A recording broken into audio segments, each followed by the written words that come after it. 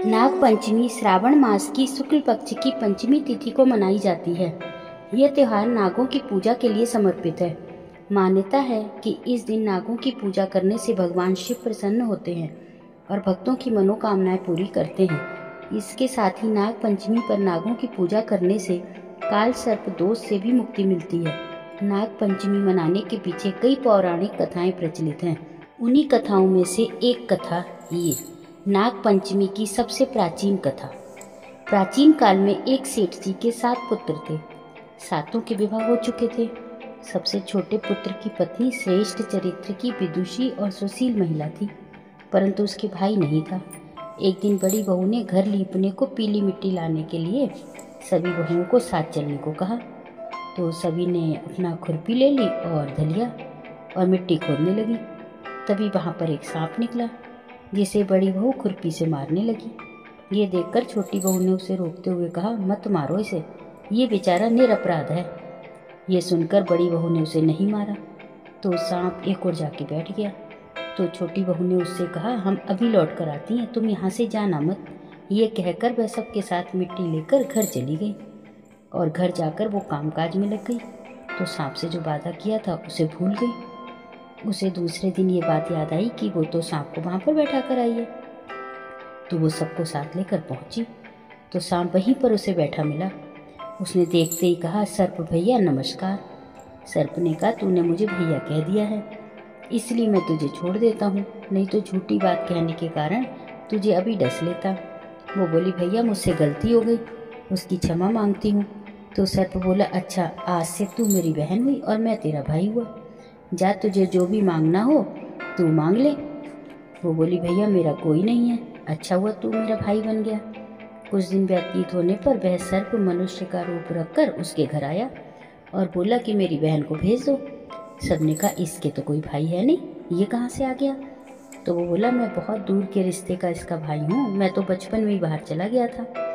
तो उसने जब इस तरह विश्वास दिलाया तो घर के लोगों ने छोटी को उसके साथ भेज दिया।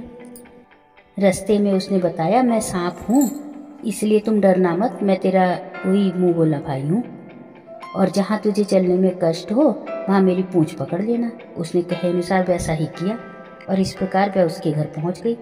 वहाँ जाकर देखा, धन ऐश्वर्य को देखकर वो तो चकित रह गई। एक दिन सांप की माता ने उससे कहा कि मैं जरा काम से बाहर जा रही हूँ, तू अपने भाई को ठंडा दूध पिला देना। उसे ये बात ध्यान न रही और उसने गरम गरम दूध दे दिया भाई को, जिससे उसका मुँह जल गया। ये देखकर सांप की माता को बहुत गुस्सा आया, बहुत क्रोधित हुई वो, लेकिन सांप ने समझाया तो वो शांत हो गई। तो सांप बोला, माँ अब बहन को उसके घर भेज देना चाहिए। तो सांप ने और उसकी माँ ने बहुत सा सोना चांदी जवाहरात वस्त्र भूषण आदि देकर उसे घर पहुँचा दिया। इतना सारा धन देखकर बड़ी बहू ईर्ष्या से जल उठी। बोली, तेरा भाई तो बहुत धनवान है, तुझे तो उससे और धन लाना चाहिए था। सर्प ने ये बात सुनी तो वो और सारी वस्तुएं लेकर सोने की दे गया। ये देखकर बड़ी बहू ने फिर ताना मारा, इन्हें तो झाड़ने के लिए झाड़ू भी सोने की होनी चाहिए। तो सांप झाड़ू भी सोने की देकर चला गया। सांप ने छोटी बहू को हीरे और मणियों का एक अद्भुत हार दिया था।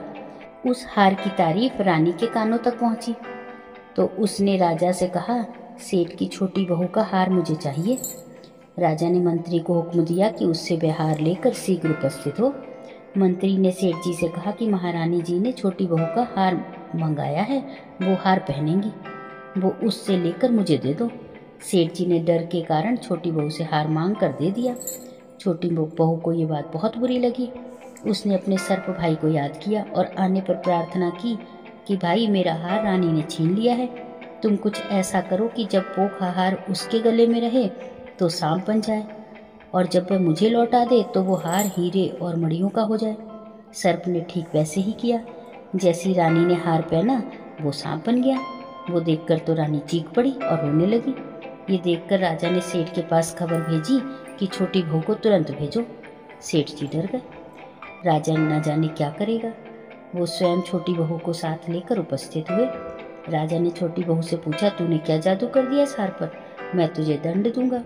छोटी बहू बोली, राजन धृष्टता माफ कीजिएगा, ये हार है ही ऐसा कि मेरे गले में हीरे और मणियों का रहता है और दूसरों के गले में सांप बन जाता है। ये सुनकर राजा ने वह सांप बना हार उसे देकर कहा, इसे अभी पहन कर दिखाओ। छोटी बहू ने जैसे ही उसे पहना वो हीरे मणियों का हो गया। ये देखकर राजा को उसकी बात का विश्वास हो गया, तो उसने प्रसन्न होकर उसे बहुत सी मुद्राएं पुरस्कार में दी। छोटी बहू अपना हार और धन लेकर घर आ गई। उसके धन को देखकर बड़ी बहू ईर्ष्या के कारण जल उठी, तो उसने उसके पति को सिखाया कि छोटी बहू के पास कहीं से धन आया है। ये सुनकर उसके पति ने अपनी पत्नी को बुलाकर कहा, ठीक ठीक बता कि धन तुझे कौन देता है। तो वो सर्प को याद करने लगी। सर्प वहीं फौरन प्रकट हो गया और बोला, अगर मेरी धर्म बहन के आचरण पर संदेह प्रकट करेगा तो मैं तुझे खा लूँगा। ये सुनकर छोटी बहू का पति बहुत प्रसन्न हुआ और उसने सर्प देवता का बड़ा सत्कार किया। उसी दिन से नाग पंचमी का त्योहार मनाया जाता है और स्त्रियां सर्प को भाई मानकर उसकी पूजा करती हैं। इस दिन ठंडा खाना खाने की भी प्रथा है।